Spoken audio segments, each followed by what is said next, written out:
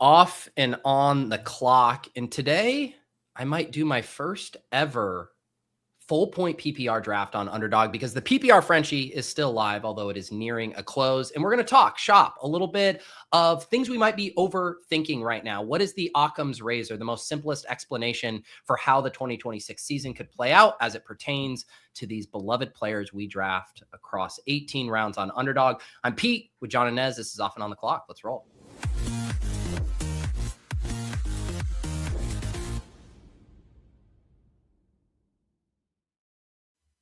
All right, we are here with the bros, Nez and John. Nez, are those the blue blocker glasses? Yeah, dude, these are phenomenal. I've gone through so many different blue light glasses, and every time I could buy a new pair, they get better. I didn't know that the technology could improve or had to improve with blue lights, but these are like actually phenomenal. Now that I don't have them on for the show because there's a intense glare, and I don't want to look like I'm LARPing.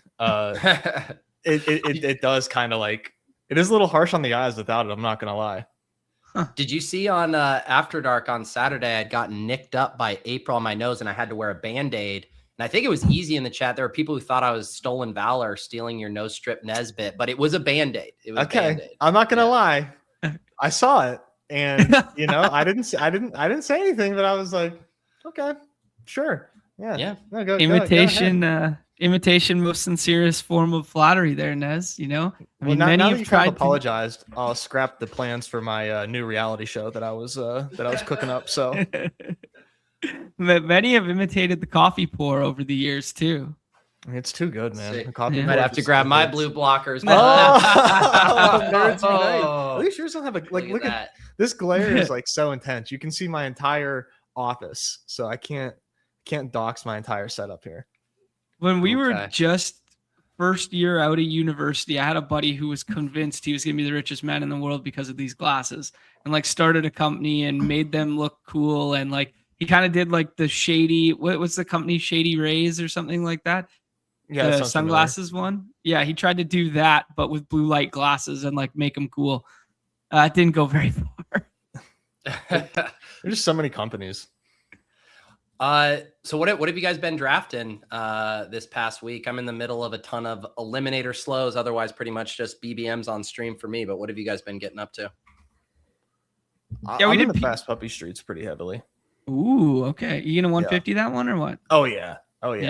Working on that. Hopping into whoever's streaming at night, hanging out with them and stream sniping them. So that was a lot of fun. I was in a jury lobby last night, and he took Keenan Allen from me in the 17th. I was pretty upset. Whoa!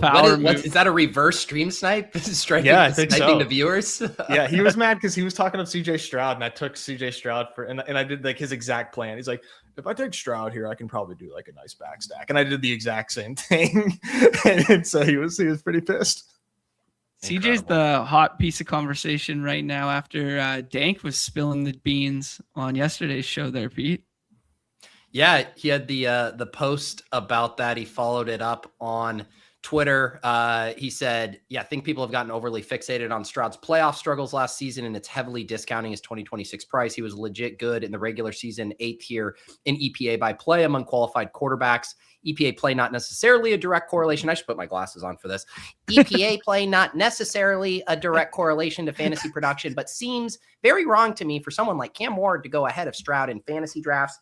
Shout outs to Aaron Schatz, my hero, my Lord and Savior, and Data King for tuning me on to the Stroud search based on his comments on Greg Rosenthal's pod discussing the Texans. Fun fact, Greg Rosenthal's cousin and best friend, not cousin, is Anthony Jeselnik. Did you guys know that? Had no idea. Really? There you go. I'm actually supposed to see Jeselnik next month. I love Jeselnik. I don't know why I said cousin. They grew up together, and they collaborate on a podcast occasionally as well. That always cousin I think flies too close to the sun, getting canceled because of things Jeselnik says. That's good shit. Cousin in the Chicago sense, where you call all your buddies cousin. Yeah, cousin. Exactly.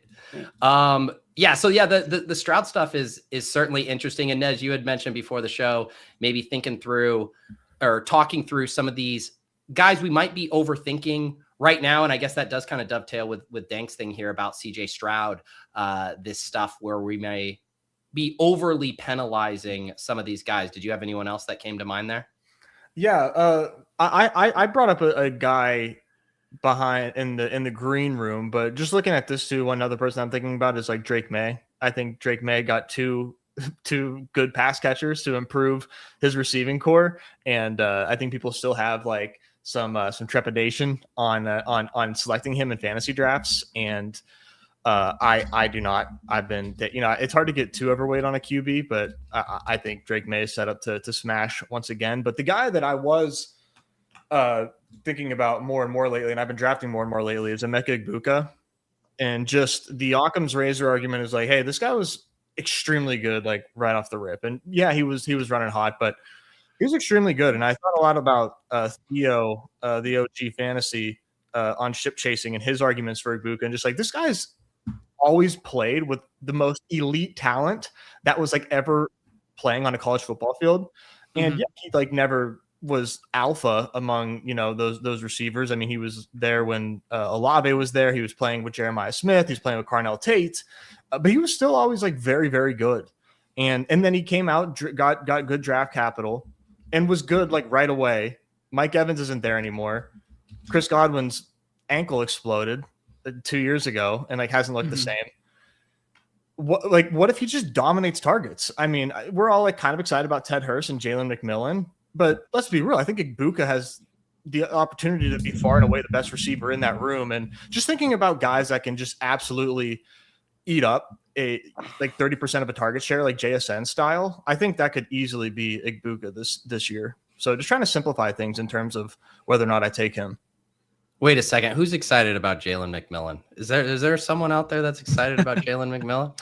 I think the ADP of 140 would indicate people are a little excited about Jalen McMillan. People are excited about Chris Godwin, but I am not. It was crazy, right? Because we had that momentary spike in ADP where Ted Hurst like moved up a little bit, but it didn't really move in tandem with Jalen McMillan falling. People have just kind of been holding the line on that one. Yeah, and I do really like Ted Hurst too.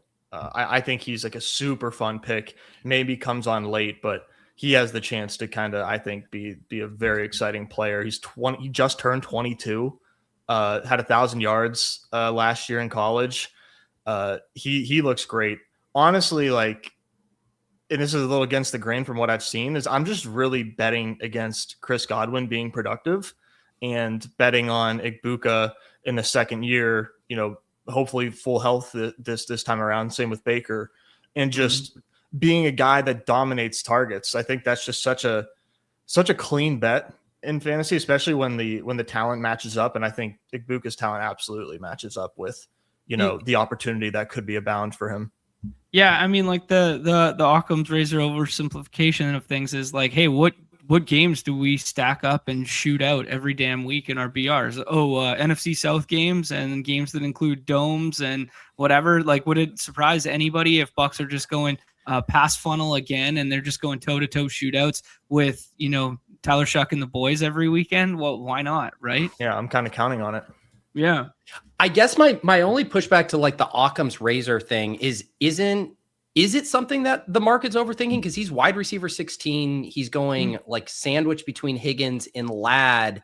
It seems like priced pretty well in like the market being like, yeah, he really tailed off last year, but it was probably because of injury. I'm willing to draft him closer to where I think he'll finish than, with a discount in mind. It could be a little bit of an echo chamber thing. It just seems like every time I'm watching content, listening to streamers or something, they don't like Emeka Egbuka. They think he's overpriced. They'd rather take Chris Godwin. Like, I hear that from a lot of different people. And I just think among like, it's like the Josh Allen thing, like streamers and like sharp drafters, maxers don't take a lot of Josh Allen. I don't, and I could be wrong. I don't think these people are taking a lot of Egbuka either right now. And I'm making the argument that Egbuka should be like head and shoulders over T Higgins, that's the type of play I'm making, that the type of bet that I'm making on Egbuka, that like, hey, we're looking at a potential like 170 target player here. If he's like that good and separates from the pack in Tampa at that level, like that's the type of type of craziness I'm talking about. It's also a very ambiguous tier that we talked about like the other day, right? But as you're alluding to, nobody pounds the table for Egbuka in said tier, right? Like I've been a little bit of the lad guy, and almost everybody and their dog's been a little bit of the lad guy. But that whole little pocket right there of the wide receivers, you're right. Nobody jumps up and pounds the table for Egbuka. Yeah, and I would say in this range, Zay Flowers definitely been catching buzz lately. No one ever seems excited to draft Olave. Higgins just feels like a shrug your shoulders pick. If we're just like gauging sentiment, there's definitely excitement for Lad. Everyone's spooked on Neighbors right now. I don't ever hear anyone who's just like over the mood to draft Tedoroya McMillan. Right. Like it is like a weird, I think the thing is, right, it's a long tier for me. Like after Devonta Smith comes off the board, this like Olave, like all the way through Devontae, I think you can argue is a flat tier. And I mean, you look at the ETR ranks that have Devontae like well ahead of multiple of these players. It really is kind of picking your flavor. Mm-hmm. Yeah, fully agree. It's very flat. So what would be your target exposure you're looking to get to on Egbuka if you do think this is flat? Or it sounds like you don't think it's flat as far as Egbuka. Like you do think he rises to the top. I think Egbuka has like high, like I think he has the highest ceiling, just all things equal, where without, contingency, I think he just has the chance in a vacuum to outperform ADP the most out of this range. So I'm looking right now to be at like 16% Egbuka. I'm trying to get there quite a bit with the low dollar stuff. That's what I'm hammering right now, and I'm saving a lot of BBMs for August to be ultra sweaty about it. But I would say I think like 16% Egbuka would be like more than enough to have an outsized bet over the maxers that I'm ultimately competing against. Yeah. What would you say if I told you I saw a screenshot somewhere? Let's see if I can find this. I believe someone said that in his stream yesterday, Liam took Egbuka at 205. Yeah. Did you see that one? Yeah, because my buddy Dave was in there, and because he and I have been talking about Egbuka. He's like, I'm about to take Egbuka at the 1-2 turn here, or the 2-3 turn. He had the 101, and then Liam took him, and he sent me a funny message tilting about Liam. Well, but you just told me all of the streamers don't like Egbuka, and we got our goat out here taking him at 205. I mean, yeah, breaking news: Liam Murphy going against the grain. Incredible. John, anyone that you've been thinking about lately that might be just as simple as clicking them and not overthinking it? Yeah, I think you brought up the most obvious one on the draft board in your newsletter. What was it, last week or whatever? And just being like, why aren't we drafting a guy who is a generational first overall running back style talent? Because we think the offense might be bad, or we think there's too many running backs in that room there. So I think Jeremiah Love would be that conversation, but you could speak to it better than I, but I think it fits the mold of the conversation. The other one that I was thinking about is just if we look, like, what's the most simple benchmark metric for running backs? It's like running backs on good teams with high implied run totals with touchdown equity. And we're looking at a team that won the Super Bowl last year, and people want to pattern match, with the CEH year there with Kansas City coming off of the Super Bowl and being like, oh, we're going to take a back end first round running back. Like, why don't we just look at the depth chart and be like, Ken Walker's gone, Jarian Price, just go burr, bro. This is your backfield to run with, first round draft capital. You're free in the 5th round and sometimes slide to the front end of the 6th.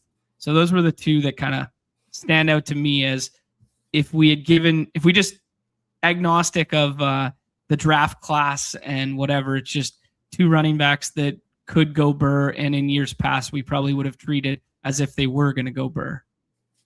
Yeah, and the price thing, I was talking about it with Kendall yesterday because we did a show where we just were like tier ranking the best fits from free agency in the draft and like being agnostic to like the player talent and everything. And I put the price one in like the nutted dream scenario landing spot. It's like a run heavy team that just let their bell cow back who won MVP in the Super Bowl walk in free agency. And then they draft the guy in the 1st round as they continue to try to defend their title with a quarterback that's fine, but not necessarily even an elevator of talent. Like on just pure paper, if you just looked at that, it's like this is the smash of all smashes in the early 6th round. And I was even thinking like, what? There were stretches where we were drafting RJ Harvey in the early to mid 5th last year, like with these rookies that we got so excited about. And I think you could argue the setup for Price is way better than even Harvey had heading into last year.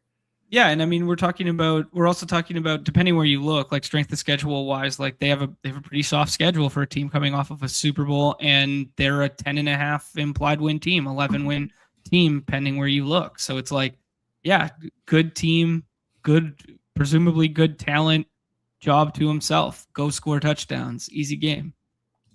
The thing I was writing about with Love, and I feel like I fell into the trap I didn't want to fall into the trap with, because I remember when he was drafted to the Cardinals, I ended up being like, I think this is going to be a blessing in disguise because he's going to be way cheaper than he otherwise would have been. Like, Commanders was kind of a popular spot. Like if Jeremiah Love had gone to the Commanders, he'd be 108, 109 around like Jefferson and Lamb right now, probably. I think people would push for the bull case over Genty. Yeah, like there would have been a ton of enthusiasm. And so I was just looking at it last year, like Genty was drafted as the RB4. He finished as the RB16, and he was the bust of all busts because Jonathan Taylor and Cook, who were going right by him, finished as the RB2 and RB6. So it's like you were not recovering from that. And Jeremiah Love right now is getting drafted as the RB13. If he has the Genty season and finishes as RB16, it's a small miss. Like you probably still have a decent advance rate if he's RB16 as like an early 3rd round pick, assuming like none of those wide receivers go like completely nuts. And so I'm just like, shouldn't we just be gobbling this up? Because he's probably priced closer to his floor in the upside scenarios where he does have like a Zeke or Leonard Fournette rookie year role are pretty exciting. And again, obviously the situation isn't good. There's a million reasons why he's going at 3.3 instead of 1.7, but it kind of seems like the ultimate bet on talent bet at that price. Yeah, I think too, man. I don't know. I'll be bold enough to say I don't know that Jacoby Brissett is like awful. I don't know that he's like absolutely terrible to the point where what if they kind of trip and fall and accidentally win like 3 out of the first 6 games or something, right. And they're like 3-3 and they're scoring a bunch of points because their defense is terrible. This could just end up being a really, really awesome fantasy environment every single week in Arizona, just because of how bad the defense is. And we just saw last year the ability for them to be garbage time merchants in Arizona. Obviously that's not something that is sustainable because there's bench risk, but I think the sum of the parts in Arizona is very strong. I mean, I'm hoping for a Marvin Harrison breakout. I'm drafting a bunch of them. Michael Wilson just broke out. Trey McBride just got targeted 200 times last year. I mean, we just talked about Jeremiah Love. Hey man, what if this is a good offense because there's a bunch of good players on it that we're drafting? Yep. I don't know. It just everyone's so certain that this offense isn't going to be good. Meanwhile, we draft 4 players in the top 100. Yeah. Right. And I think you have 2 outs then, right? And like I'm looking at Dwayne's running back tiers and looking at some of these rookie year usage things. And, the one thing he says is like, if the team is bad, like we need him to have all the high leverage touches. Like we need him getting the goal line carries. If he loses those to Algier and the team is bad, that's where you get the recipe for downside. But to Nez's point, if they are better than average, it's like, both running backs could eat here if it's just 2. Or they're like, all right, we can't keep Jeremiah Love off the field. Like, yeah, Tyler Algier, we paid you. I get it. But like Jeremiah Love is staying on the field. In either of those scenarios, he's going to be a big win at cost. Yeah. Everybody likes to make the Trent Richardson, like lazy ass comp, right? Of like I made that one last year for Genty. Oh, did you really? Stat validated you, Pete. So don't worry. Don't listen to me.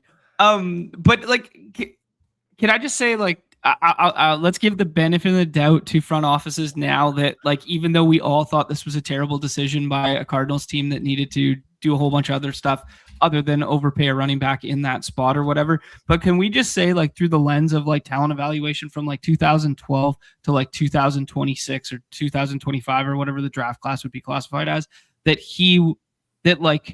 we've gotten so much better that like a prospect, even though they were both the 3rd overall pick in those 2 windows, is probably significantly better now than they would have been then to take them knowing what we know now about the running back position?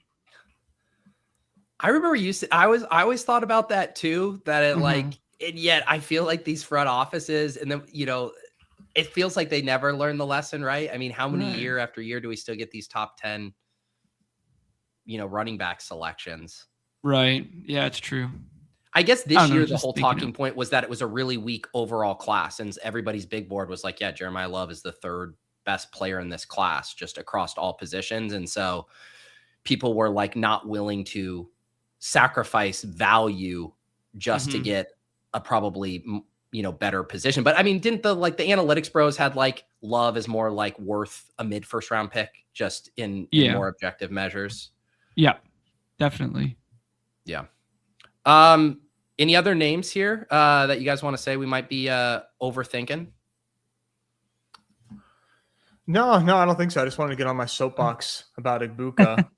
But Drake May, like I mentioned earlier, though, is one that I really do believe in. He has the rushing upside. He was so good throwing to Kayshon Boutte last year, and what if AJ Brown and Romeo Doubs are just like incredible upgrades for him? You have one draft for your entire season. They have basically an identical ADP. There's no stacking considerations. You're literally drafting one quarterback head to head, Drake May or Jaden Daniels this year. It's making me fully rethink my exposure to Jaden Daniels, because now I'm getting scared and I kind of think the answer should be Drake May, but right now it's Jaden. So I don't know. Maybe I got too bullish on the sentiment that they're going to bring in another wide receiver or that he can stay healthy. Yeah. Why not? Gun to my head, I would say Drake May, but I think Jaden Daniels is getting either Keenan Allen or Diggs, so that'll make you feel better.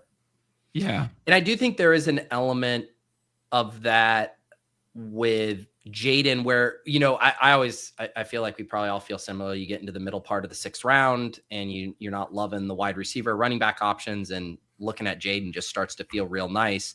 But I do that move with Jaden way more than I do it with Drake May. And I don't know if I have a good reason to always be doing that move with Daniels and not with May. Right. Exactly. I think it's probably because we don't feel compelled to stack him as much, or we feel we like the back stack options better, because basically all it is Hunter Henry after, right? Dobbs. Yeah, I don't like Dobbs, but that's just I love how you're ignoring that's why. That's why I mean, like that. I'm doing Henry. The mental game. I don't like Dobbs for some reason. Dude, it's so dumb. Sanderson, this tilted me so hard on ADP chasing. Said that Dobbs was better than Cortland Sutton last year. I missed that. I mean, there was no data that I could possibly find to back that up. Wow. But God, he got me so good when he said that. He really just full straight face. Just like, he's better than Sutton. I'm like, holy shit, I'm gonna lose it. Like, there's no stat that could have pointed you in that direction. I guess the one thing, if you do look at Drake May versus Jaden Daniels, I feel a lot better about the New England running game this year. I think with Ramondre and Henderson, that they could have a ton of success on the ground, being a lot more positive game scripts, where it does seem like the Commanders could have that kind of the run game. They don't necessarily have the horses. If they are, chucking it more, like there could just be more pass volume for Jaden Daniels. Yeah, no, that's a good point. People, man, in the Discord, someone says diving into a draft. We got Michael here. Maybe actually this is both Michael in the Discord and in the chat. Let's get this draft going. You guys want to start drafting here? Yeah, let's do it. Let's do the PPR one first. Have you guys done any of these? We did one on Friday. Give me how much is ADP getting shifted around? Like how much are things changing? We drafted when there was no updated ADP. So we're about to get a look at what people were doing for the first time alongside you here. But people just in our draft, the way that they were drafting, it was essentially like what you would expect Like Derrick Henry was falling quite a bit. Wide receivers getting pushed up, like just exactly like what you would expect. But I don't think there was enough people pushing up the elite tight ends. That was one thing that I thought. The elite tight ends kind of stood out to me because they score better, obviously, in this format, like in the way in which they separate. So that one didn't seem like they were getting pushed up enough. But with the weird things we saw in our draft, we saw Achane go at 8. And we saw Nez make me take Puka over Chase because #PPR. Okay. You're welcome. Well, I feel like that makes sense. It does. Yeah, I don't know. Can we do one more Occam's Razor one that I've been thinking about and I want to be the guy? What if the first wide receiver off the board who was really good and productive despite having potentially a generational talent alongside him, coupled with the first overall pick from last year and a coaching change, can make the Titans go burr? And what if Cardinal Tate is just that dude? You're preaching to the choir, man. I thought that they made like 2 excellent hires this offseason to put them in a position to succeed. I thought Dable and my God, why am I forgetting the Robert Saleh were like 2 excellent hires for the Titans to put around Ward, plus adding 2 pass catchers to his arsenal with Calvin Ridley healthy. Yeah, I'm excited about that passing attack. All right, PPR. This is actually a good one. Taylor and Lamb with the same ADP. I'd be inclined to go with a Lamb or Jefferson here. Yeah. Sure. Yeah. You guys have a favorite? I mean, actually, Ned, you're down on Lamb right now. I know. I'm the Lamb bear, so I think we have to go Jay Jettas, or I'm gonna get receded. People remember what I say. Hit the people with that take that you floated on the X machine. Yeah, so this year, this is like sort of in line with like the Egbuka thing, where I'm just looking at like the opportunity to just have an immense target share on a team, like compared to their teammates, and I think Jefferson is in that mold more than CD is. I think CD ceiling is hampered not on a week to week basis, but on a season long basis is hampered with the George Pickens emergence. I think it's a big time problem because Pickens is extremely, extremely good. And I don't think we're going to see the CeeDee Lamb 1800 season with Pickens healthy really ever again. And Jettas, we were taking 101 when he had good quarterback play, and he had historically bad quarterback play.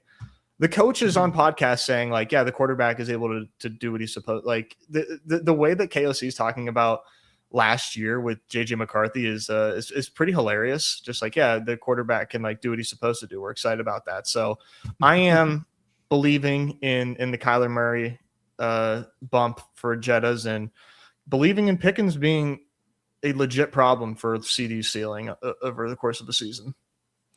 PPR be damned. I'm good with Barkley here. Fine with Tanner Brown. What do you guys want to do? This is crazy. Take Saquon. Yeah. I guess I do agree.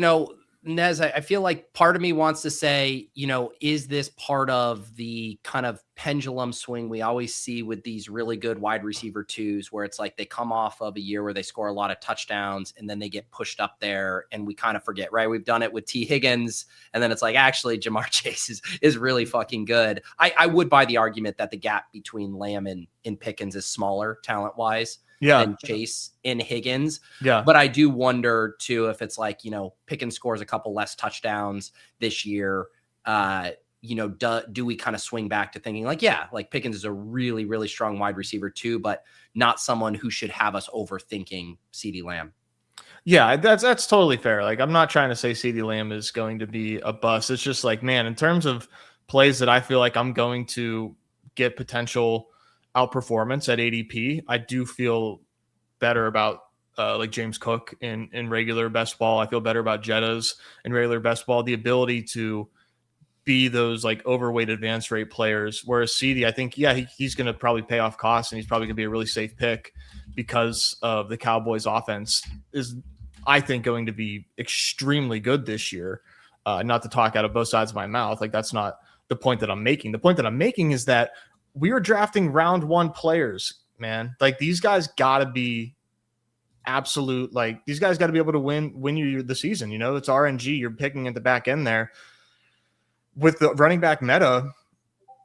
Like, man, I'll take my shot on James Cook, whose back-to-back seasons have been incredible.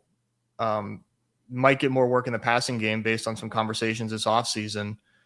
I just feel better like about James Cook and Derrick Henry than I do CD. Yeah.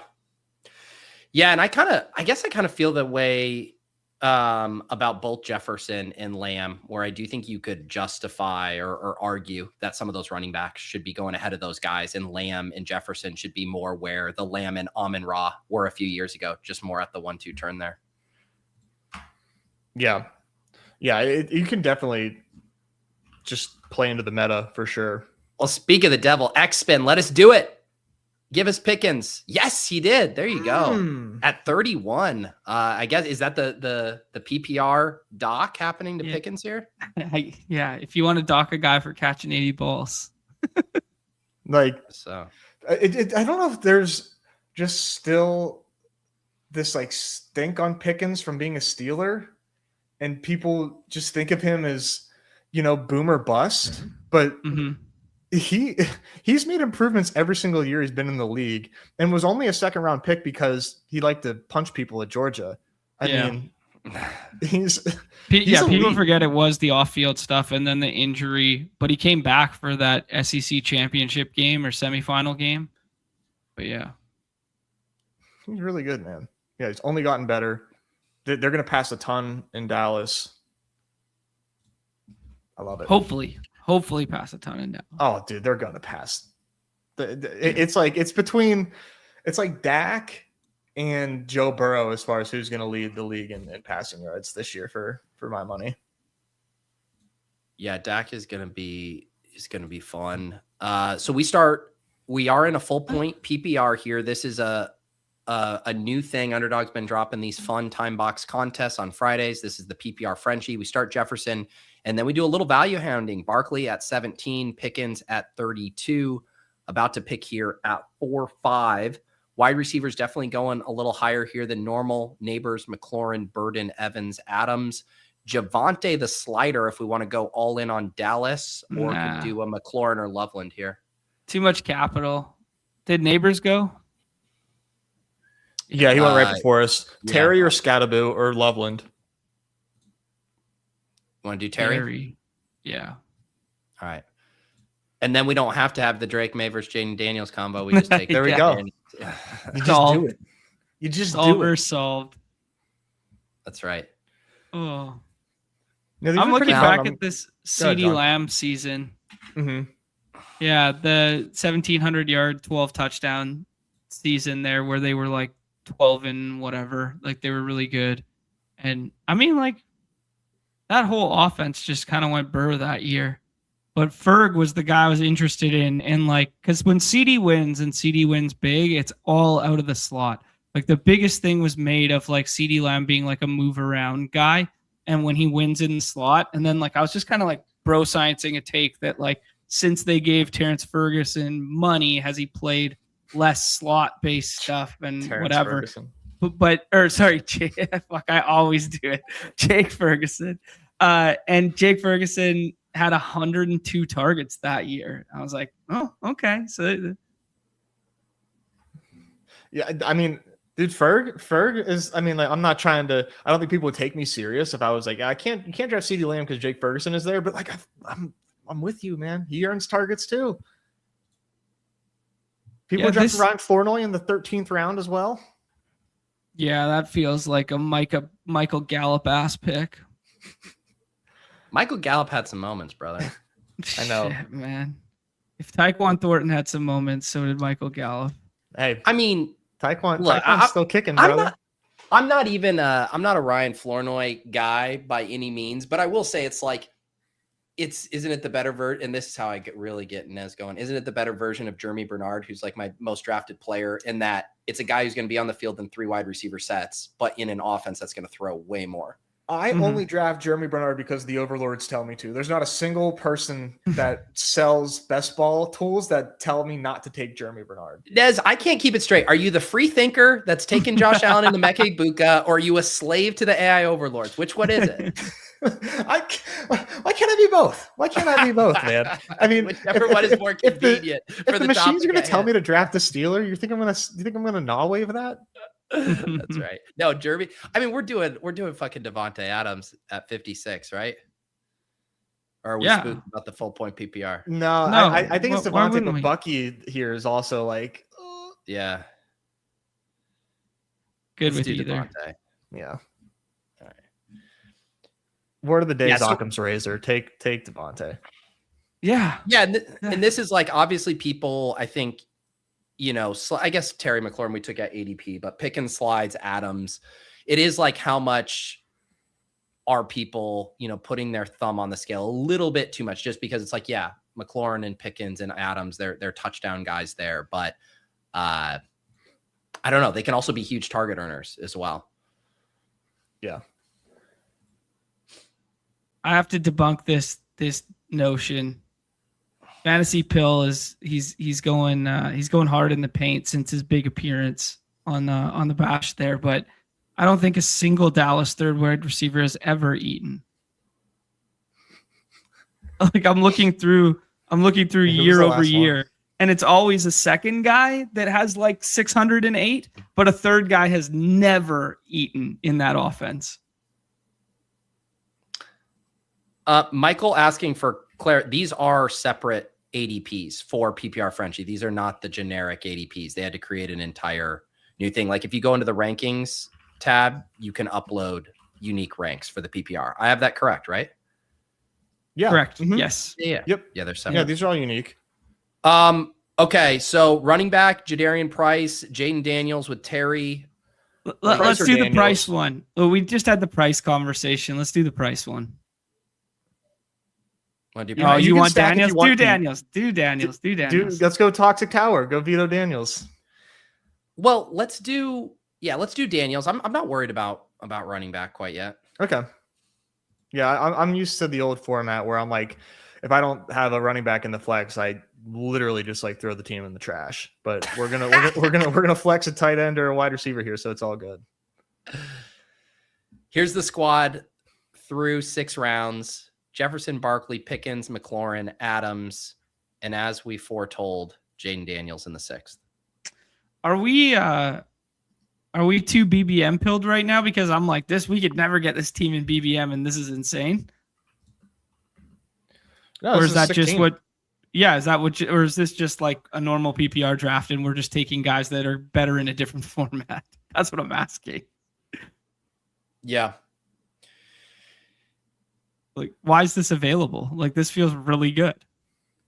Well, it's funny, right? Because you think about, the differences between half point, full point, and obviously having the full point, I think raises the floor on some of these guys who earn slightly more targets. But what are the things that still win weeks, that still swing pod groups, that help you win a BR? Like, you're going to need the touchdowns, right? Mm-hmm. So maybe you're slightly lowering your floor, taking, a guy like Pickens over, I don't even know, like Waddle. I'm trying to think who are some of these guys that will be maybe project for slightly more targets at Garrett Wilson.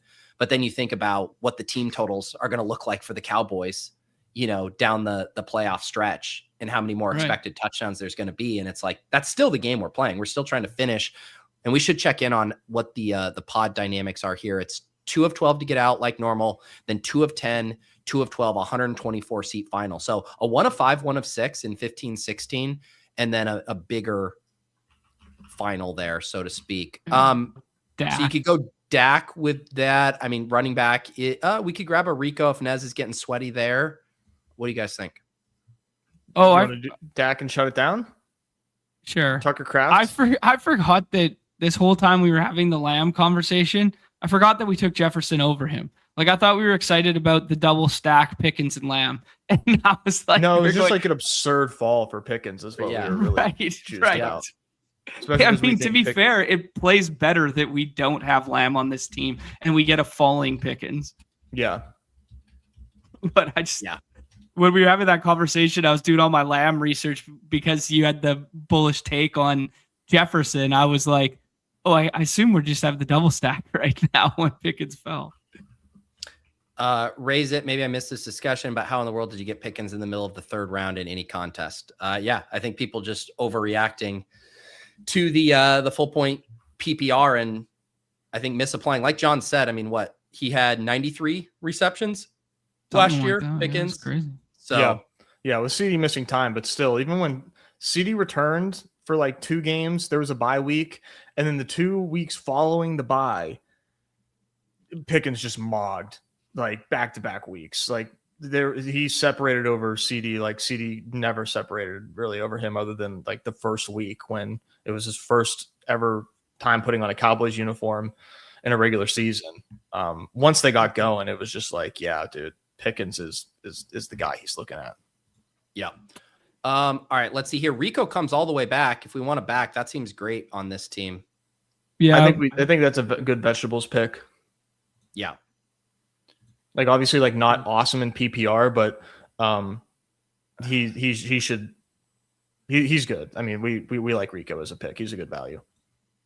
Cool. Yeah, I think he's the type of pick you make here to make this work. Did I see someone recently? Maybe I can pull it up. Someone had pulled up the Steelers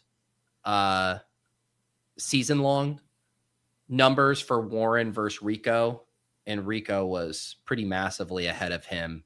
I think in yards, maybe it was total scrimmage yards too. So like the market is definitely on Rico over Warren there.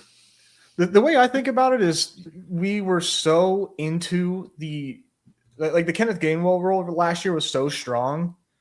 And yeah, they bring in Michael Pittman to, some of those targets that were, just dump offs to Kenny Gainwell will probably be, better targets to Michael Pittman. But I think Warren is in line to have like a career year receiving wise while still being a threat to run the ball. Yeah, that's my cope is that I still think that Jaylen Warren is like just a good football player. But the people that are Rico over Warren, like I think they make good cases because this is like, definitely a biased, take from me where like I am still like hoping the best for Warren because in most of these ambiguous backfields, I favor the guy who's going to get the goal line work. And while I think Rico is going to get most of it, I don't know that he'll get all of it, but I think Rico is definitely live to be the goal line back. Oh, for sure. Yeah, I would assume he's the favorite. Yeah. Is that not? Yeah. No, for sure the favorite. But I don't think I don't think Warren's a 0 at the goal line. Man, I really like Dobbins. I know, again, he's probably not going to catch a ton of passes. What else do you guys like? Yeah, Dobbins or Pitts. Agreed. All right, let's get another running back here. Yeah, cool. Yeah. Really impacted RB2. We're hopefully flexing a pass catcher, but it's good to... We got back stack tight ends too. Yes.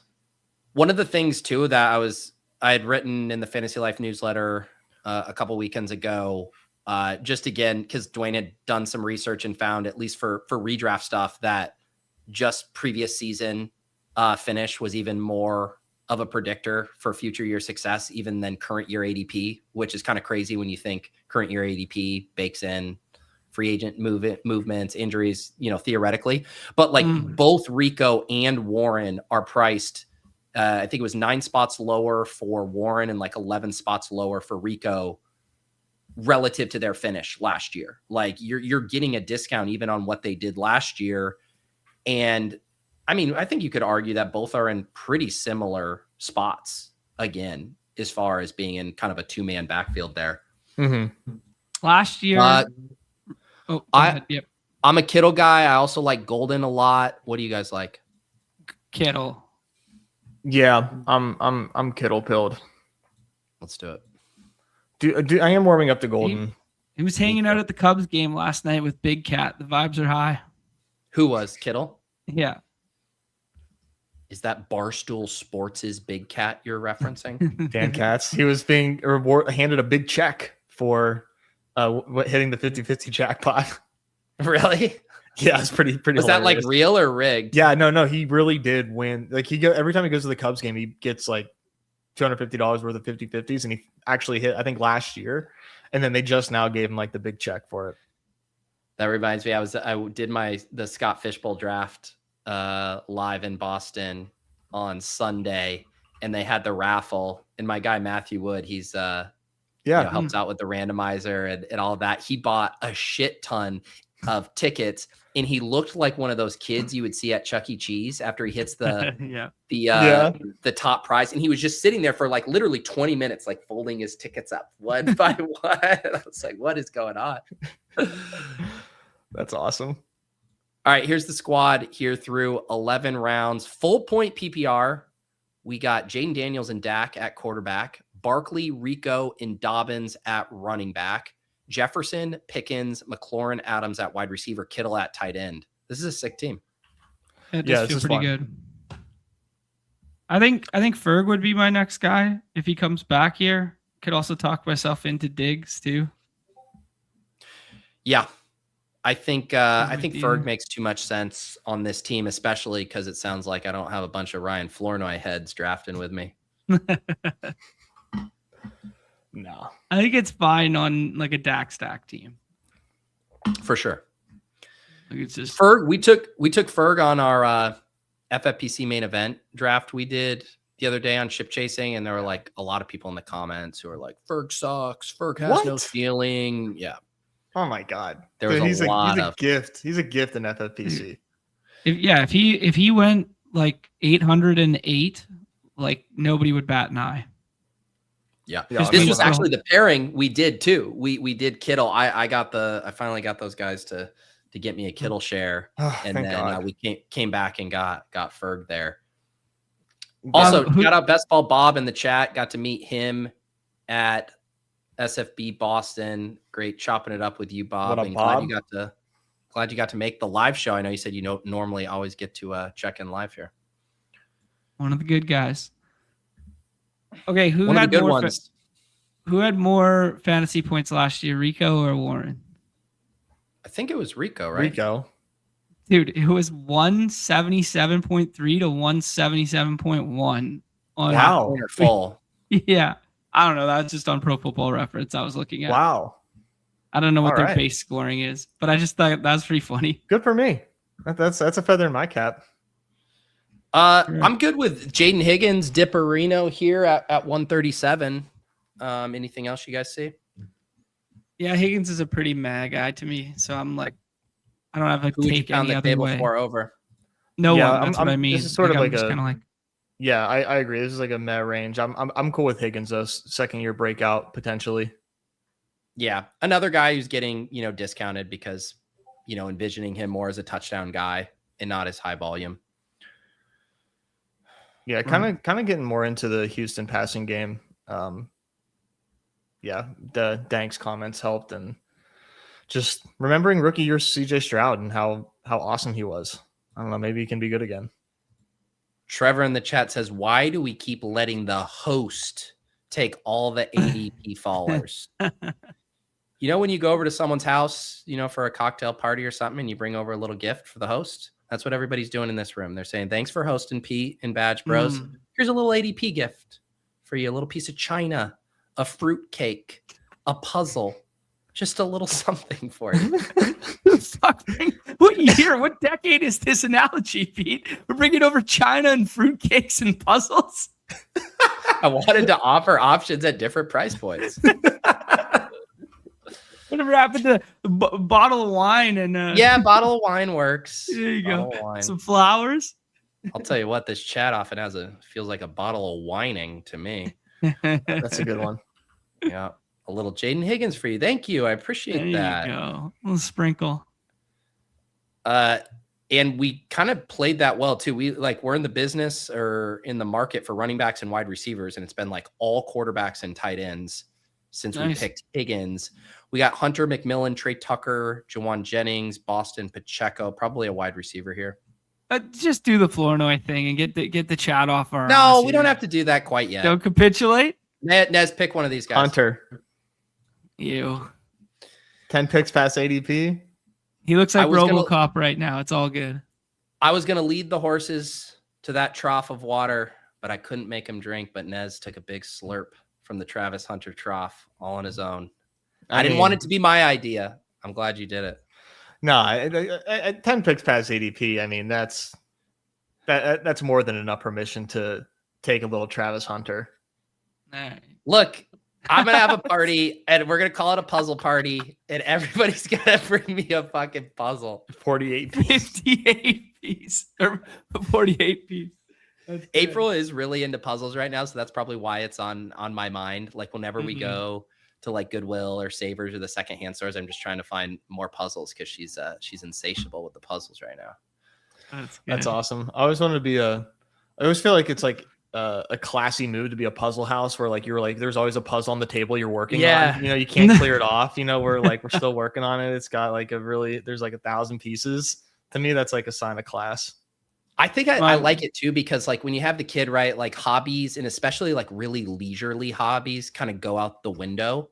Like I would never, like Lauren and I aren't going to sit down and do a puzzle like on a Friday night after April goes to bed. So April being into puzzles, I'm like, oh, this feels very leisurely right now, just putting together a puzzle.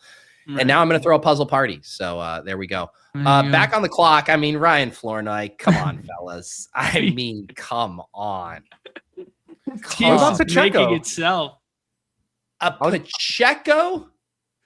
No. Dude, we do need running backs, but not. We don't need Pacheco. What's going to happen? We need running backs, and you offer up Isaiah Pacheco. What's going to happen? What's going to happen when nobody signs in Detroit? What's going to happen? He's going to move up 1.5 spots at 80. Yeah, and I'll have 20%. He's not going to care. And Des will come on here and be like, I can't believe you guys were letting me get Isaiah Pacheco at pick 162. He's now going at 159. I mean, I hope somebody signs because I'm saving so many BBMs for August and late August. And if nobody signs there, man, like I'll take 80% David Montgomery in round 16. Like or whatever round he goes in. I really don't care. I think skill is totally agnostic for that role. I just can't imagine that he gets no work whatsoever. And on an offense that a lot of people think is going to be the highest scoring offense in the league. I mean, it's just Montgomery. The Kareem Hunt thesis all over again.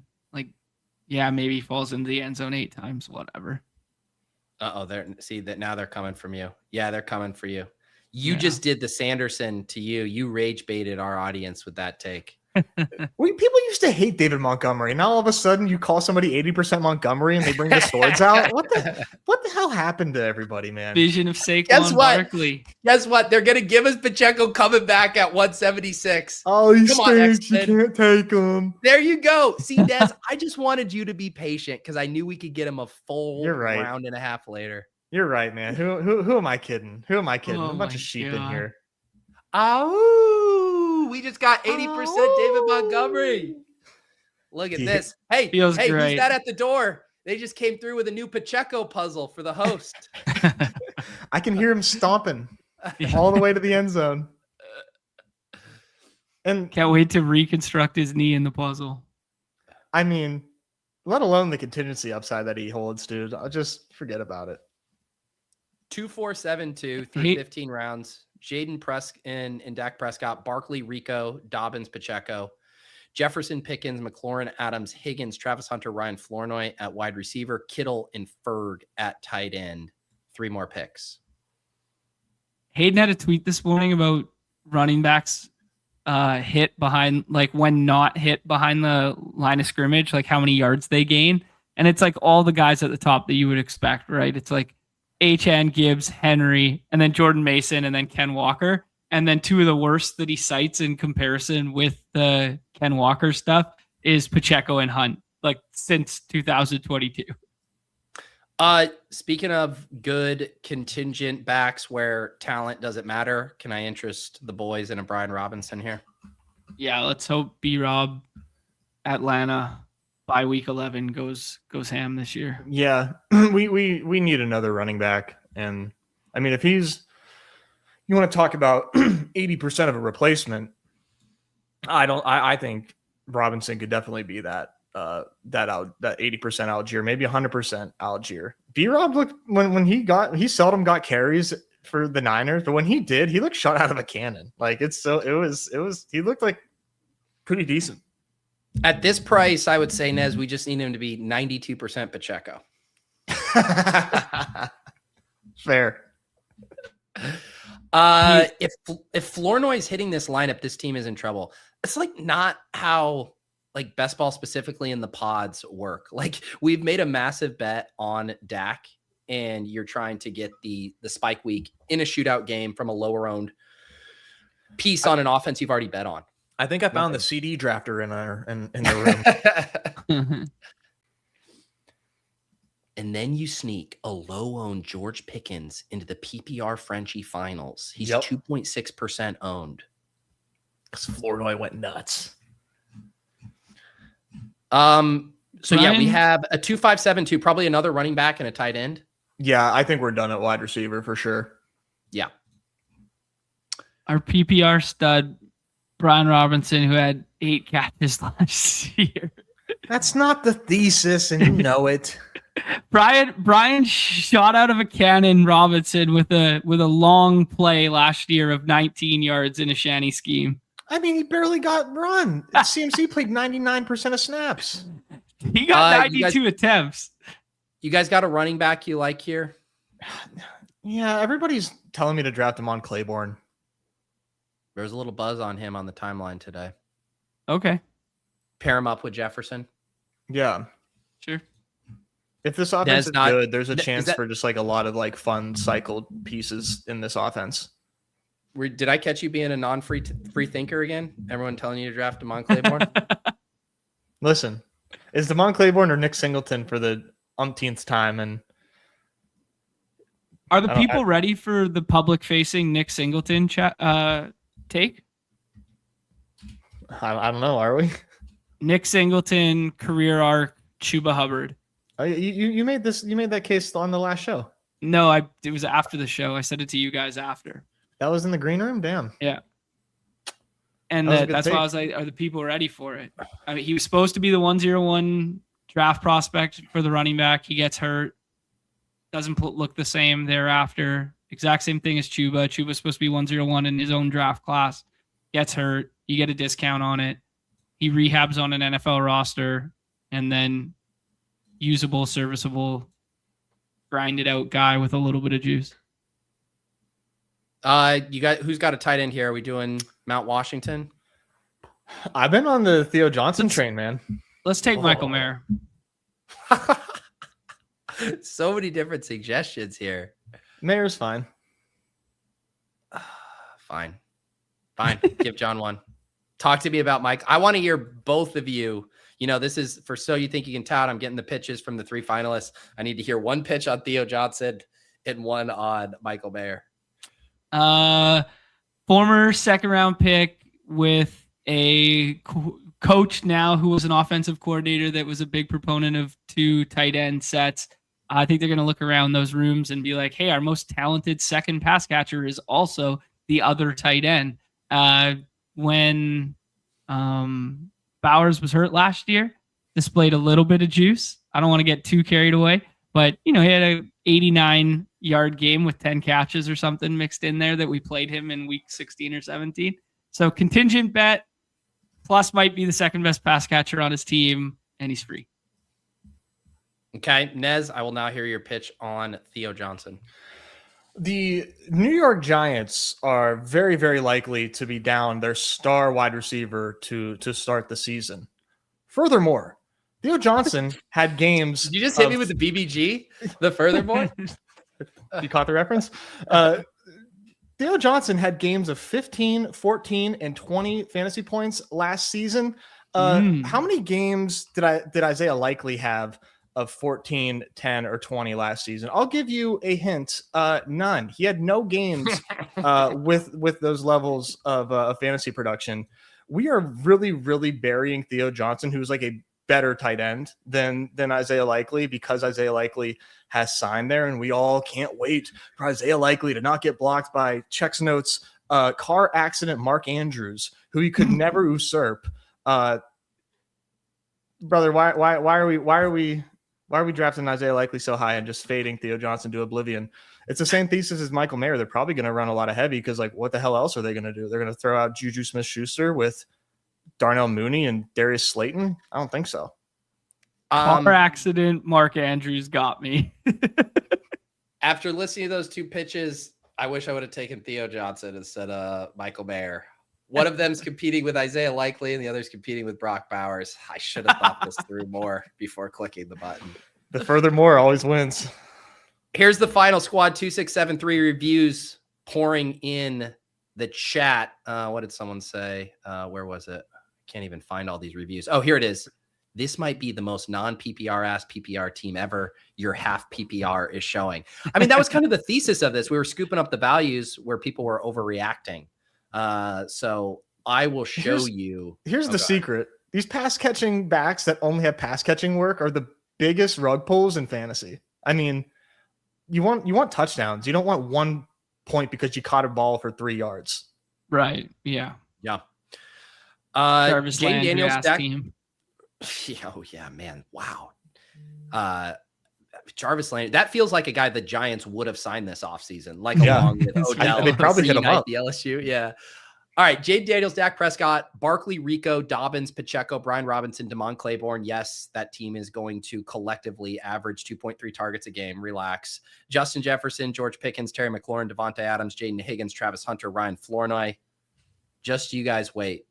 When Parker Washington gets hurt, Travis Hunter is going to have a 34% target share this year. And 3 tight ends, George Kittle, Jake Ferguson.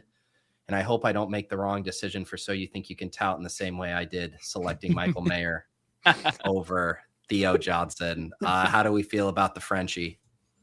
It's yeah, I don't know. It's a back end running back that it's a PPR scam merchant away from being better.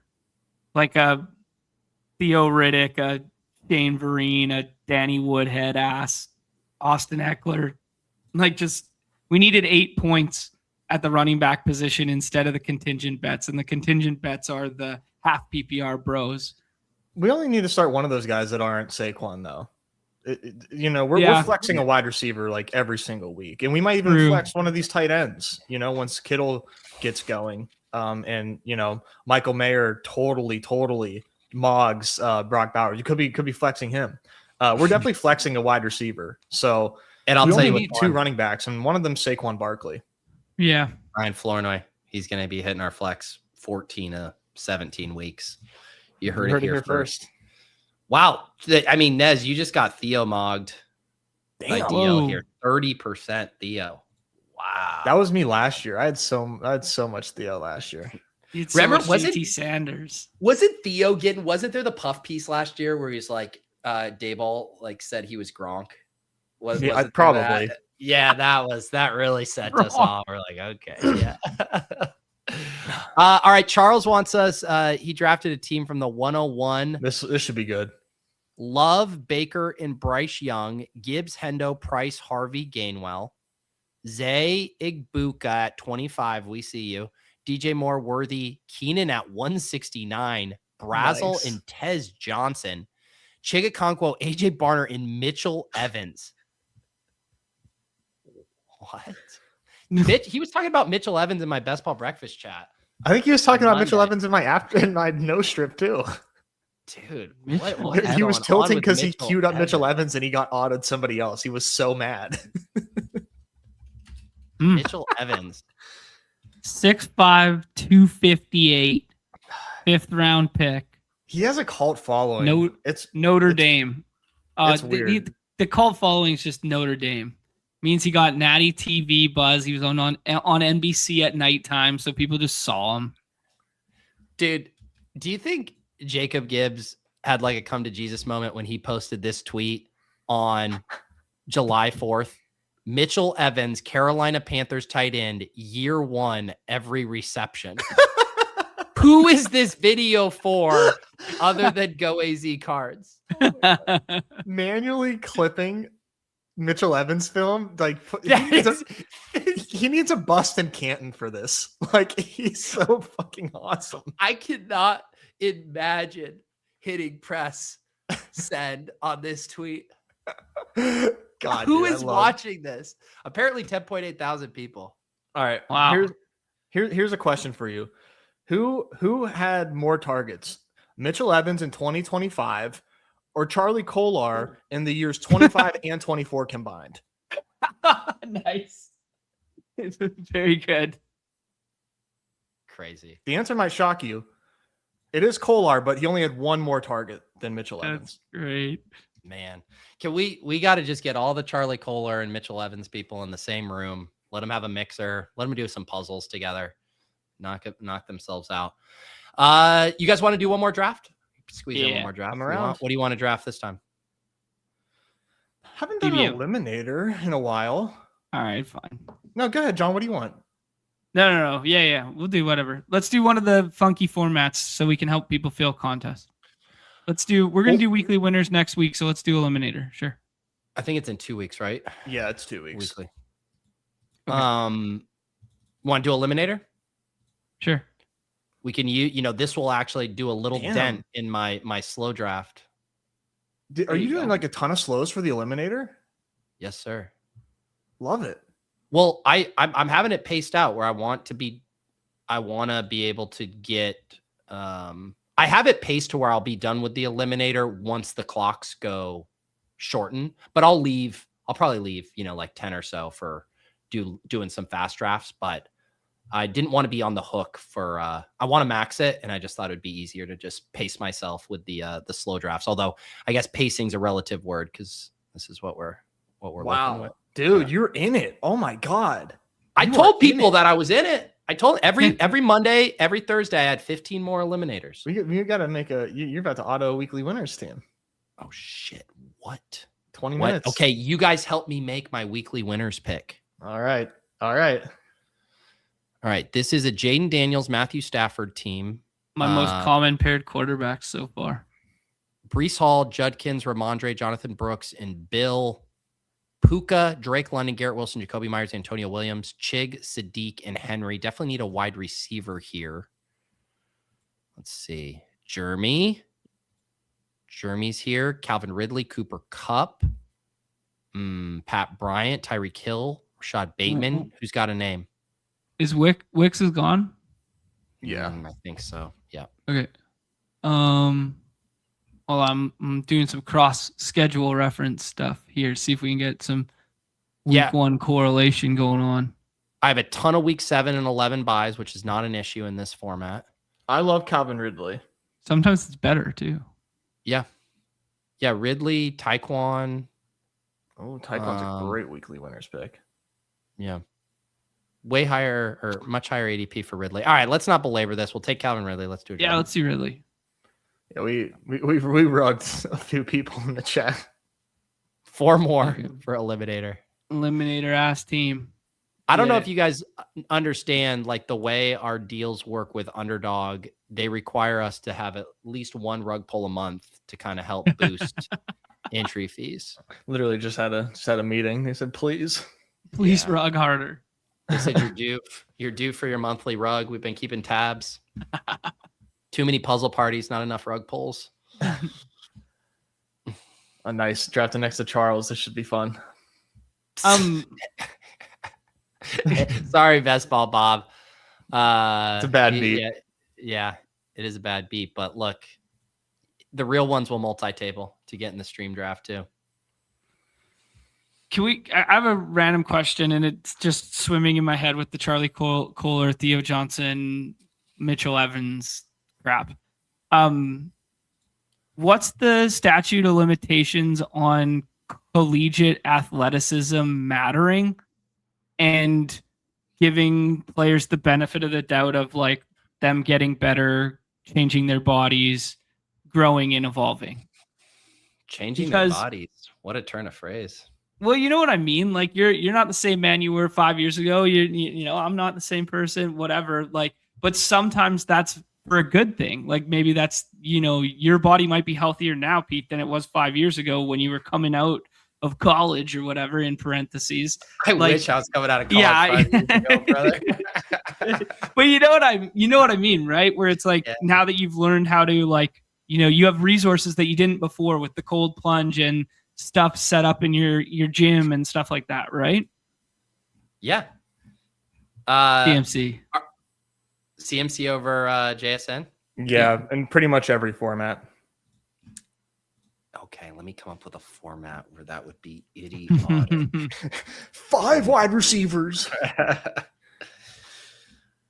Yeah. Points per Team distance from electro substations. If we're doing efficiency metrics, then yeah, JSN probably the 101. But no, I think CMC is on his way to flipping JSN and BBM for sure. Yeah. 30-year-old Pete Lactasada. It's true. It's true. You guys know what I'm getting at, right? What is It could be in class. Just like the way you said that, like it did really sound like you were teaching a sex ed class. With all of your changing bodies, you're going to be feeling a lot of new things. This is the expanded version of Sucks or Fucks. The expanded version now is just me teaching the fucks part. Jesus Christ. I don't know. You guys know what I mean, though, right? Because like people make arguments and they'll make bull cases, and I hear so many of them, and they'll cite like this guy's 40 time or whatever, but it was 5 years ago, or it was 4 years ago, or it was, or we don't give players who tested poorly 4 years ago the benefit of the doubt that they've gotten better, faster, stronger, and improved with age, because like these are still only 26, 27-year-old men when they're in like year 4. To your point, it is absurd with technology. And I know we have next gen stats and it's like ball carrier hit this top end speed or whatever, but it is insane that we don't have the technology to basically update or have a proxy for 40 times relative to your on field speed. Like, Right. Isn't there a way we could have a formula? You take the next gen top end speed, whatever, try to standardize it to a 40 time. Like there has to be someone who can do that for us. Mm-hmm. Yeah. Just to know like where, because it would be fascinating to know. Like I would love to see Keenan Allen's 40 time like over the years, like each year based on it. Right. Doesn't stop drafting it. Redact it. I mean, I'll take it even a step further. Like I'd like to see relative RAS score. So like just like overarching athleticism relative to injuries and years played. John, Claude Fable's included with the pro plan. So there you go. Yeah. I like London. I'd also be down for Jeremiah Love. If those are the options, I'll take London. Yeah, I'm cool with London. Week 11 bye, gonna have a nice high floor every week. Yeah, it does. That week 11 bye is sort of a curse just because of the 6 good teams that share that bye, but at least it's different from CMC. Yeah. If you guys had to pick that league-winning wide receiver, like this little pocket right now, is London the guy you would pick? He's always the guy who goes first. To me, I guess there would be like a difference in discussion. I think you can easily argue he's the best round 2 wide receiver pick. But I think if there's a guy we're drafting next to Puka, Chase, or JSN next year, or who's really jumping in ADP, it's probably not London. Yeah, I think you're probably correct in that, unless like the quarterback situation somehow dramatically improves, but I don't know how that would take place. Right. I think London is kind of insulated in terms of we don't know who to stack him with, but I think they're both fine for him no matter who plays. Running backs getting wiped here by ADP. Devontae, Allen, Rice, ETN, Flowers, Olave, Jacobs. ETN. Double 8 buys. I like Devontae. Yep. Oh, I thought the bye CMC week was 6. My bad. Yeah. No, that's tough. Because like, can't you see like, say if the Stroud thesis hits again, we could easily be drafting Nico like back in round 1 again, and then the AJ Brown, a guy we've previously drafted in round 1. Like if he smashes with May, like he's for sure back up into round 1. Mm-hmm. Yeah, we did this revisionist history exercise last Thursday or Friday, Pete, and we looked back at like a couple different boards from last year, and like super fun. Yeah, it was a lot of fun to like just reframe our mindsets of like the places where we think we know shit, but we don't actually know shit right now. Yeah. Oh yeah, I mean, I just assume just littered with busts and bad picks everywhere. Yeah, and just a bunch of zeros all over the place, and every running back in like a June draft and every running back in a July draft in the whole back end of the like 15 and down, there was like 2 that mattered. I think it was Rico and Corum and maybe Kareem Hunt in the last round, and like fake CLV on like a guy like Dylan Sampson. It's like, oh, the Judkins things, turned in my favor. And the year before, like the fake CLV on like the Broncos guy, Cedric, whatever, Ostame or what, Audric Estime. Yeah, Estime. Yeah. That was 2 years ago, I think, wasn't it? 2 years ago. Yeah. Like just like many such cases. The Gus Edwards year where somebody got, I don't even remember who he was behind. Ravens running back got hurt in training camp, or maybe it was Gus Edwards who got hurt in training camp. It's one of the two. And then the other guy vaulted like 12 picks and then didn't matter at all. Yeah. So there's no such thing as fake CLV though, man. It's either CLV or it isn't, brother. And that's what yeah. Awen has a really good line about that. He said there's no such thing as CLV at all. You're either just right or wrong. Swift here, unless you don't like 2 week 10 buys. No, I'm cool with DeAndre Swift. He feels like a good eliminator pick. Yeah. We'll go Swift with CMC, London with Devontae. But yeah, I mean, it kind of messes with your mind, right? Because specifically in redraft, we know like the hits are worth so much more than the misses. But when with best ball, it's like a small hit is worth so much more than a total 0. And so it's like there is this element of mitigating risk at points across the whole roster where you're just like, I just want to have a click here that when I do review the board in 1 year, you aren't laughing at how awful of a pick it was. Right. Yeah. I mean, like maybe that's the whole tie a bow on the show wraparound thesis back to Occam's razor discussion is like take dudes who are going to play ball. Like that's like the most simple general one, right? Maybe that is it. It used to be the old thing. Just draft the good players. Just draft the good players. Be like, just draft the players who are going to play. Yeah. Just draft guys who are on the field. Take a step lower.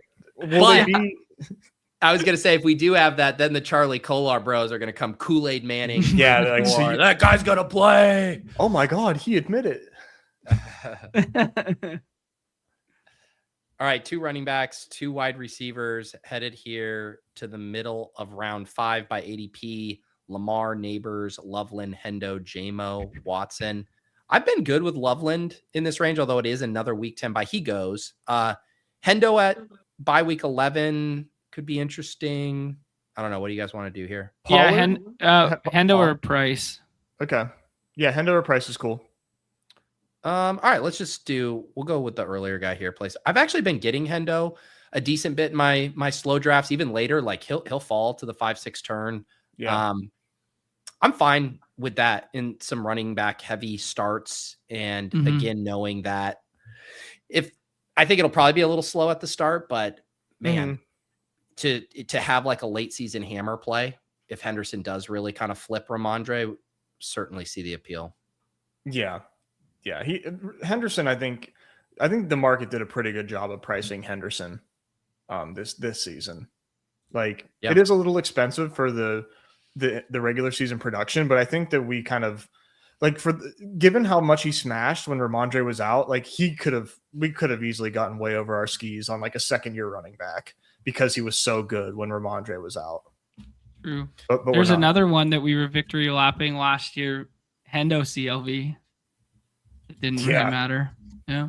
Because I mean, that will forever be probably like the poster boy play of like why we shouldn't get too excited about preseason like results. That singular run. We were flexing the exposures on the timeline all over the place. I was like, yo, buddy, I got so much of them in the Badge Bros Brawl. Let's go. You did. Yeah. You did have a ton. Yeah. Michael being a little tongue in cheek here, late season hammer play in the Eliminator. Nice. But ask Yosh what a winning team looks like, and you do need to hit on the breakout selections. Like Michael Wilson is a good one, and obviously the cost is a little different. You know, the price Michael Wilson was so cheap. I guess McBride would be another good one. Like McBride was a fixture of a lot of the top teams there, and you do need to get these massive hits because what happens is there is this like survival of the fittest element to the teams, obviously, right? Like every week you're facing a stronger and stronger team, and so the whole ability of like, yeah, you're mitigating risk early, especially week 1, where then you are trying to get out of the 6 of 12 into the 1 of 2s.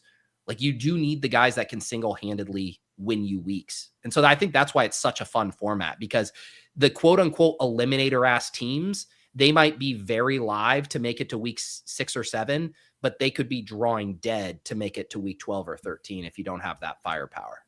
Right. Yeah. Perfectly articulated. The other end of the spectrum is that like the Michael Wilson, you need that back end breakout guy too, who scores for you every week. That was just going to be a once in a while scorer, you know? Yep. We got the quarterbacks, Parker Washington, DK Metcalf, Rico Dowdle. Anyone have a name? Let's take Drake May. We talked about it last time. You get that little bit of Hendo correlation. It's a week 11 bye. I'm with it. Yeah, let's do it. I was tempted at Rico, but I think there's still like we've got like a couple more rounds until last call at usable running back. Yeah. So May was a really fun pick there. Oh, I still got my Rico stuff pulled up. Rico's caught like 40 balls each of the last 2 years. Guess how many Jalen Warren's caught each of the last 2 years? 51. 40 last year and 38 the year before. So He was like, hurt man, the year before. Yeah. so many of the things like are similar, you know? He played 15 games the year before, dude.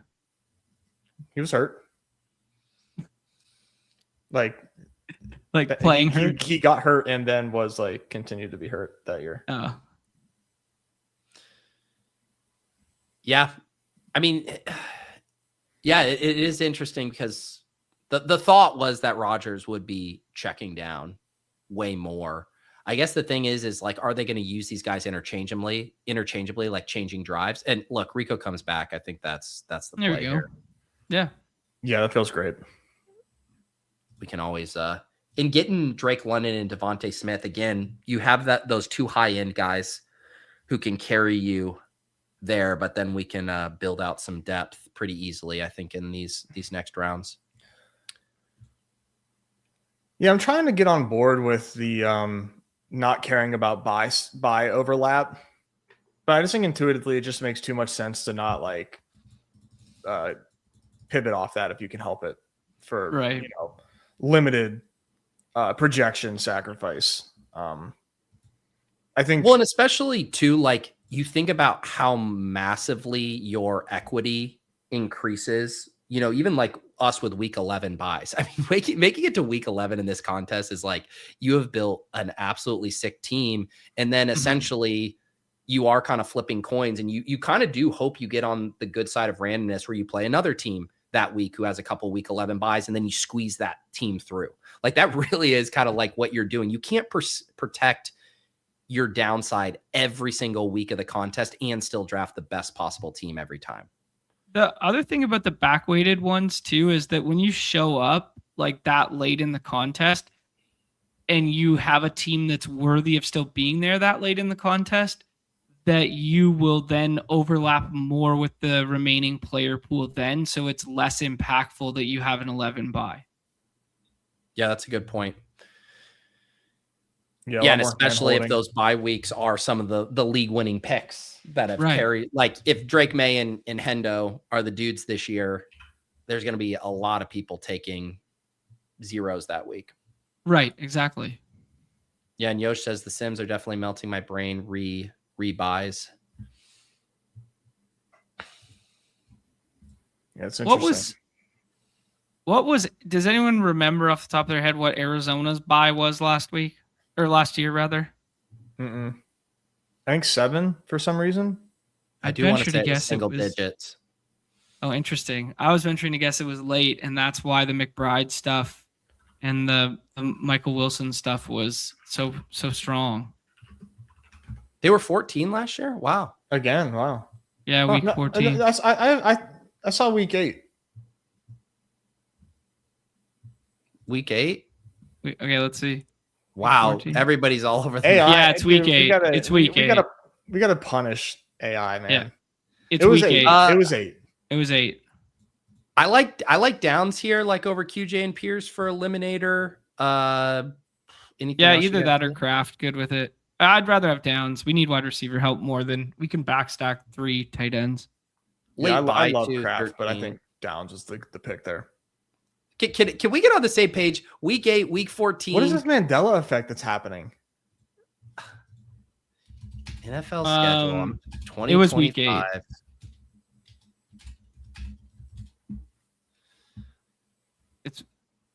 It's week 14 this year. It was week 8 last year. Yes, it was week 8. I'm calling it here, folks. They played Arizona the Rams Cardinals. in week 14. That was, dog bowl. Bringing me back to the schoolyard before phones. Just make shit up. Loudest voice. That's Thrived in that environment. wow. That was what wordsmith right there. Yeah. Blue list is correct. It was Panthers, Giants, San Francisco, Pats were those week 14 Yeah. hammers. Panthers, baby. Sorry, Yosh, you just vacated your title as current Eliminator champ by getting the Arizona Cardinals 2025 bye wrong. Yeah. Now you have It's to a split proxy. your winnings. Now you have to split your winnings with us. He didn't care. He didn't care about buys enough. And look, he won the whole damn thing. So there you go. Yeah. Ipso facto. All right, Damn, Kraft here- comes back. Yeah, you wanted Kraft? I'm good with Kraft at this price. Yeah, one quick peek at the running backs. Yeah. We got Brooks, Mason, Jones. All these Bill. guys suck. All these guys suck, actually. I'm seeing okay a with lot. Mason. I'm warming No, up to Mason. all these guys are terrible. Okay. Yeah, they do suck. Good point, Nez. I think they're all like 94% David Montgomery, brother. They suck, Pete. They're There so you go. bad.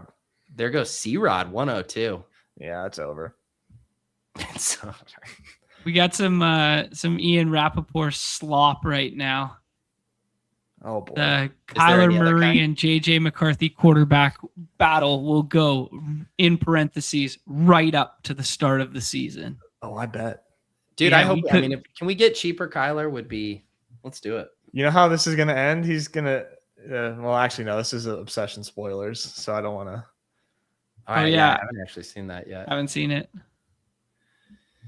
Have you guys seen the Odyssey yet? No, in 2 weeks. A couple Saturdays from now, going to see Oh, it you- in 70 millimeter, baby. Wow, way real My goat comeback. intended.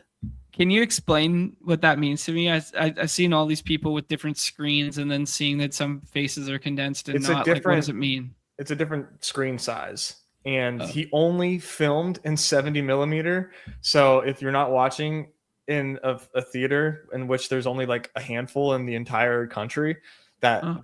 actually show 70 millimeter, you're getting a cropped version of the movie a little bit.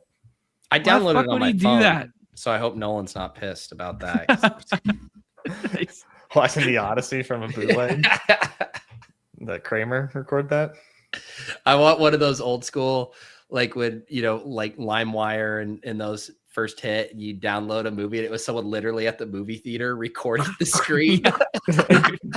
It's like, 5 gotta pixels. watch all Anchorman. Gotta get Anchorman right now. I can't wait. Somebody would cough while they're holding the camcorder, and it would be like 40 minutes into the movie, and be like dip it like this.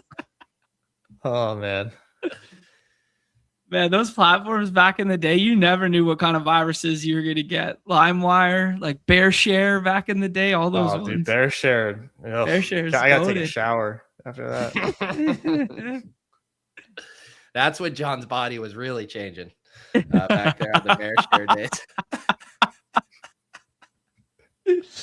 Oh, that's a good joke. That's a very strong. That's very strong material there, Pete.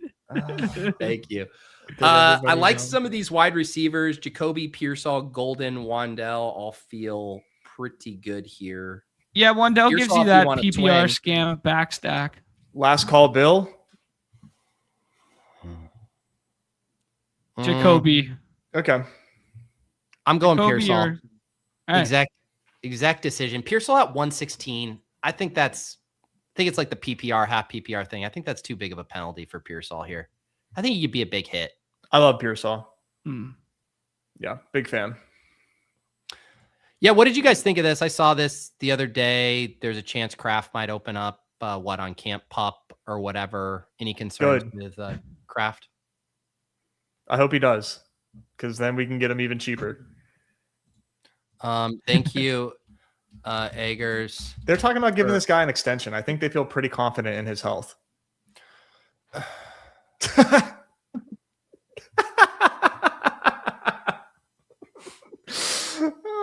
That one's going to be audio listeners don't get to get this joke. You got to watch on the YouTube for that one. Because audio listeners are sheltered from the relentless trolling of this guy. They don't know what we have to deal with. They don't.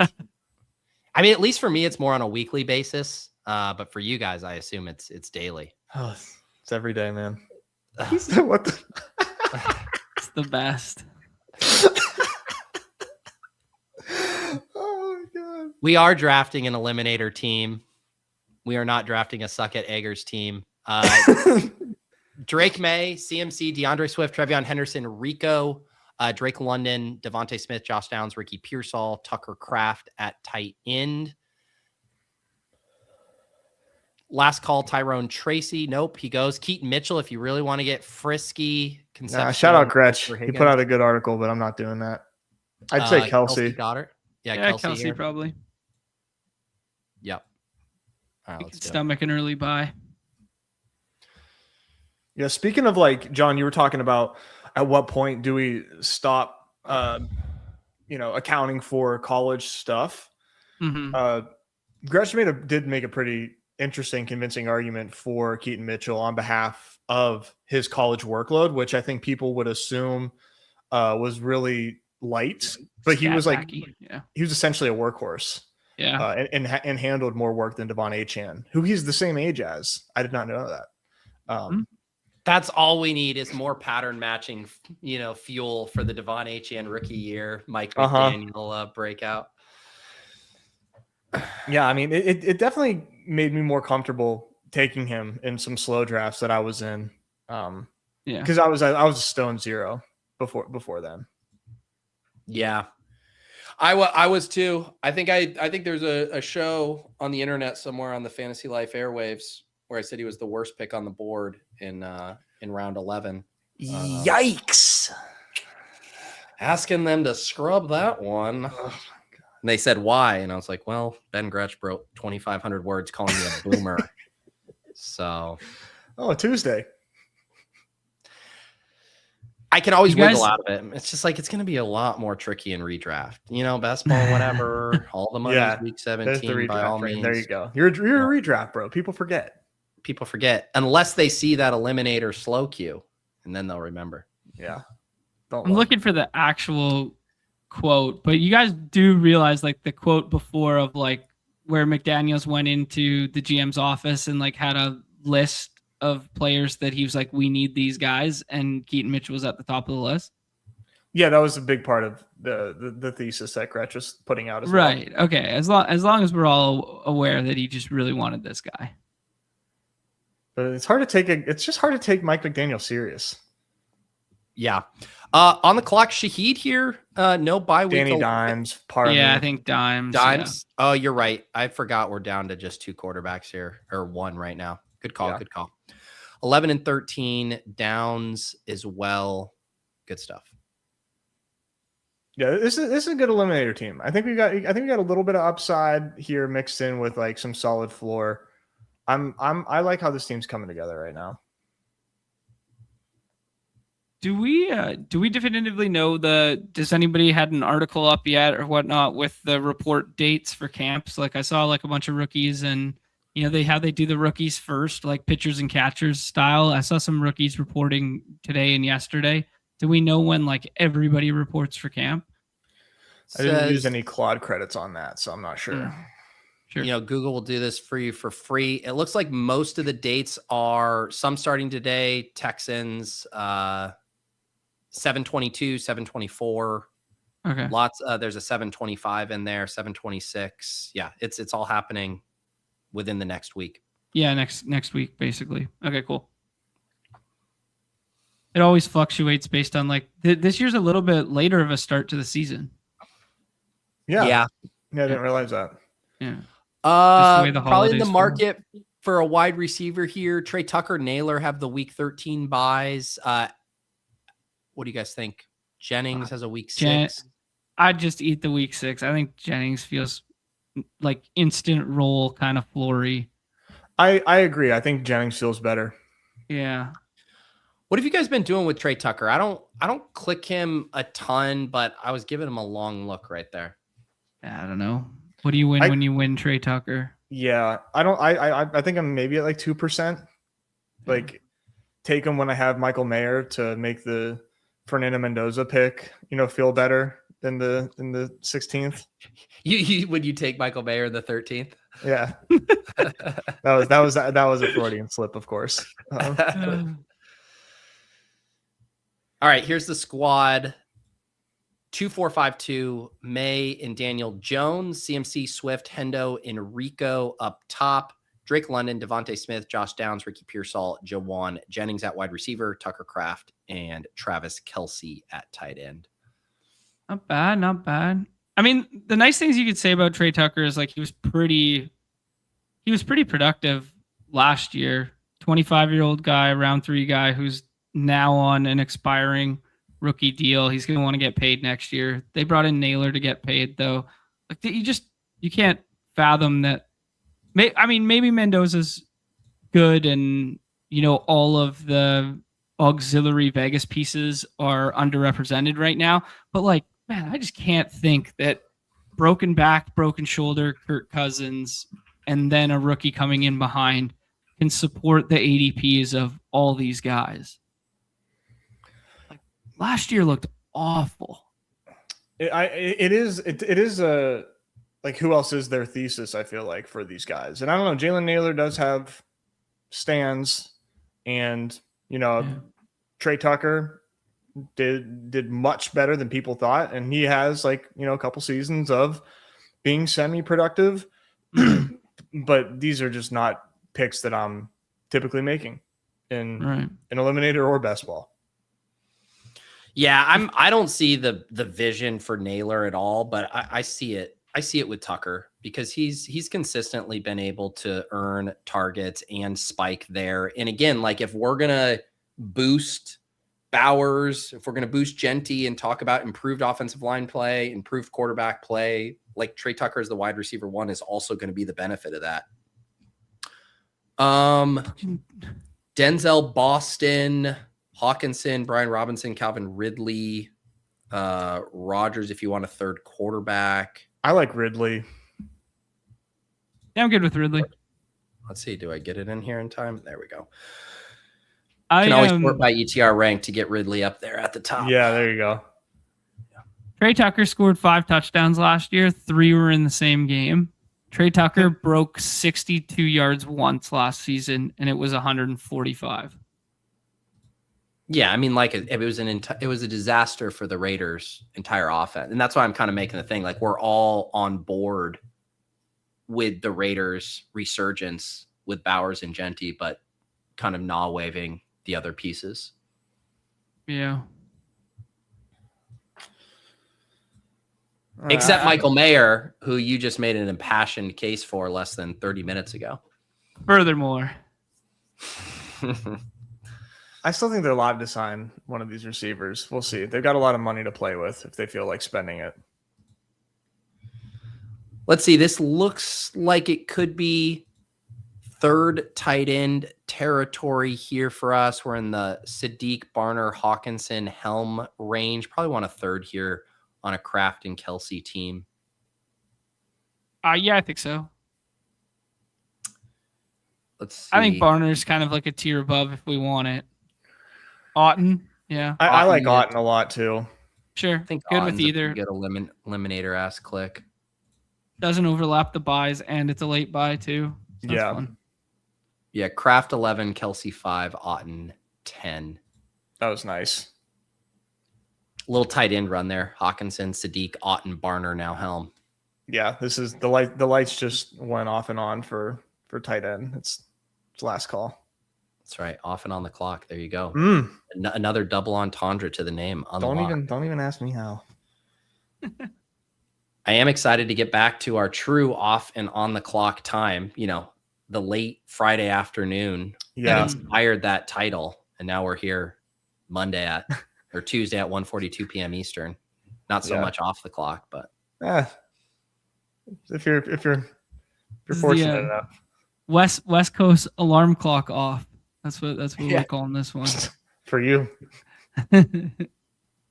Marvin Moms asked for Eliminator. How good would your QBs generally need to be to feel good only going to?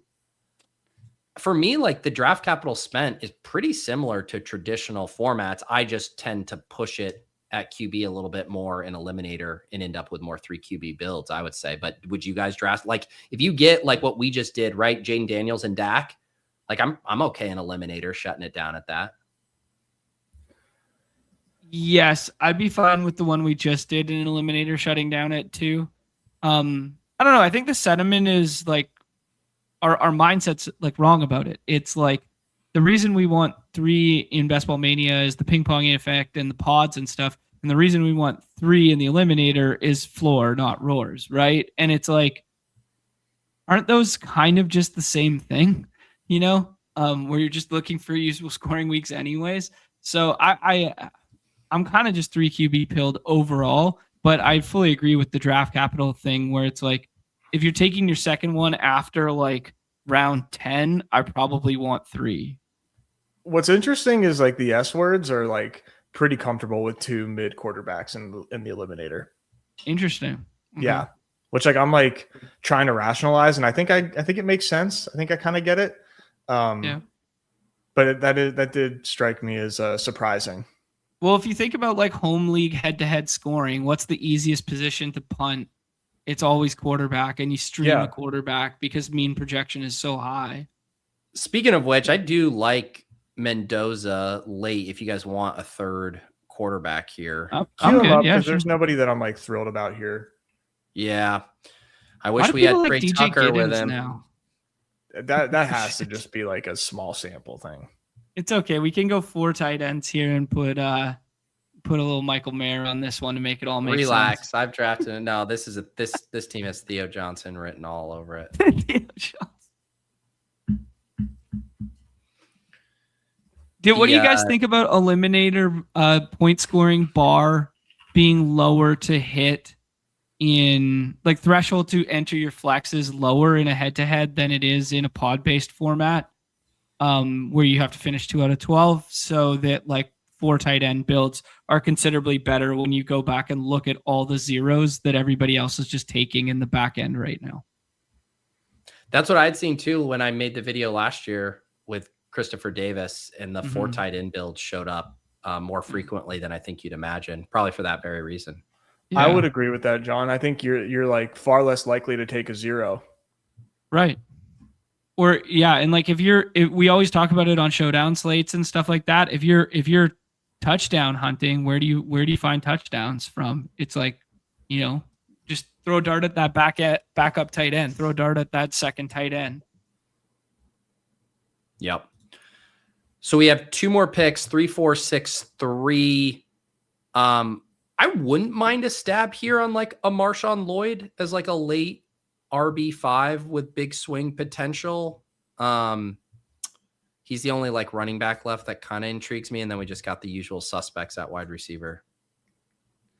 Yeah, I mean, at least Cup's not a 0 in this format, in my opinion, but yeah, I'm good with taking a swing. I like Lloyd. I've slowed down on Lloyd just because I was honestly taking like quite a bit of him in some slow drafts, but I like Lloyd, so I'm cool with that. I'm excited for him to like, if he is healthy, to be healthy and like see what the workload split actually looks like with him and Josh Jacobs, because a lot of talk from the get-go that he was like really gonna like interchange in, and just has like never been healthy. So if he's healthy, I'm excited to see like what this split can look like for a Josh Jacobs whose efficiency just continues to decline. You want the propaganda? This actually just article posted on Packers.com. So consider the source. But in their countdown to camp series, they say after a recurring hamstring injury ended his 2025 season without him ever appearing in a regular season game, the former third-round pick traveled to California this offseason to meet with Dr. John Meyer of the Meyer Institute of Sport. A battery of tests determined that Lloyd's issues may stem from the torn ACL that caused him to miss his freshman year at University of South Carolina. Yada, yada. They say the 25-year-old running back avoided any setbacks and quickly reminded the Packers of what he's capable of when healthy. Showed bursts out of the backfield and explosive one-cut ability while knifing through the interior offensive line. This is in regards to the Packers offseason program. So basically a little puff piece that he is back to full health and they are envisioning big things for him this year. All right. Turn me up. Turn me up. There you go. Let's see here. Fourth tight end, one more wide receiver. Some talk about Keenan Allen in the chat here. Yeah, I didn't get a chance to speak up and tell you to take Keenan over Marshawn Lloyd because I hadn't heard his name in a minute. Tight ends, yeah, you're basically Gesicki. Bateman's probably a pretty good eliminator pick with the round 13 bye and the fast start. Yeah, I'm good with Christian Kirk. I'm good with Bateman, and I'm good with Gesicki. Kirk's good. Kirk's real good. Yeah, what about, are there any Giants receivers just playing the neighbors angle? Yeah, sorry. Let me just get the queue going here. NYG, Slayton and Malachi Fields, Juju, Odell. Probably Christian Kirk. Yeah, pairing him with Pearsall feels like a good little duo there. Yeah, that team's going to score a lot of points. So, and we do have CMC as well. So here's the squad: 3-5-7-3. Drake May, Daniel Jones, and Mendoza at quarterback. CMC, Swift, Hendo, Rico Dowdle in the rebuilt Marshawn Lloyd, a man whose body is unrecognizable compared to what it was just a couple years ago. Drake London, Devontae Smith, Josh Downs, Ricky Pearsall, Juwan Jennings, Calvin Ridley, Christian Kirk, some eliminator-ass picks to close it out there. And then Tucker Kraft, Travis Kelce, Cade Otton. What do we think? I like this team. I mean, I take a lot of these guys. To me, like a running back room is probably like the most important thing for me in these eliminator drafts. And I think we got a really good one. High ceiling wide receivers mixed in with some floor plays there. I feel pretty good about it, man. Like, yeah, I think we did a good job with that. Agreed. It leaves me the way a lot of these eliminators leave me. It's just like, this is an eliminator ass team. And, you know, we got guys who could score fantasy points on it, but it's not going to like, it doesn't jump up and down like a break the slate kind of team, but maybe that's how an eliminator team should feel. I can never get out. I've only drafted with him once or twice, but Hilo from Mark, 1 week season, I always laugh because like you finished drafting a team with him, and I always remember like asking him that question, "How are we doing?" He's like, "Another one in the portfolio." Time to move on to the next one. And that's how I felt when you're like, "What? How do you feel about the team?" Another one in the portfolio. I don't know what it does. Just another bullet in the chamber, brother. I mean, imagine Henderson getting off to a faster start than people expect, and like just being an efficiency monster. Yeah, CMC remaining healthy. This team will smash. This If I had to sum up this team with 3 words, it would be "suck it, eggers." Easter egg there, no pun intended. Yeah, for the audio. I don't think I have time for one more draft. Sorry, but you guys can go back and watch the PPR Frenchie. And look, I mean, here's the thing. I mean, you guys can do your own overflow. You guys can do your own rug poll. You know, hop in the Discord, organize. You won't get a banner that says "Suck it, Eggers" on screen while you draft, but you can still foster the friendship and that community drafting together. There you go. And you can come draft baseball with me. I'm going to do an abbreviated version of what we normally do for the members only, but that probably means with me, it's probably still going to be an hour. There you go. What else do you guys have on tap this week? So John's doing that today. tomorrow and Thursday. I think it's just business as usual. Some baseball. Yeah, and some NFL. baseball, some football. Yeah. And then we're both out Friday, and then I'm out all next week. But so. I will say Thursday there's a little tease. There's a surprise coming. Thursday there's a surprise really? coming. Surprise Really? coming on Thursday. Yeah. Just even for me. All right. No, it's not, Nez. We were just on a call where you were hearing about the surprise. So you think you can act? Guess not. Just like you taking Michael Mayer in round 13 to set up your Mendoza stacks. Anything else for you guys? No, good. Nope. Be right All over on the Batch Bros channel in 6 minutes here. For me, got Swolecast today at 3. Liam, we'll see who can be high man on the totem pole with Egbuka Love today, filling in for Life of Leisure Matic, now going on week 3 of missing the show. Yeah, I know. ADP chasing tonight, 7:30 as usual. He's somehow going to be back for that, but not the Swolecast.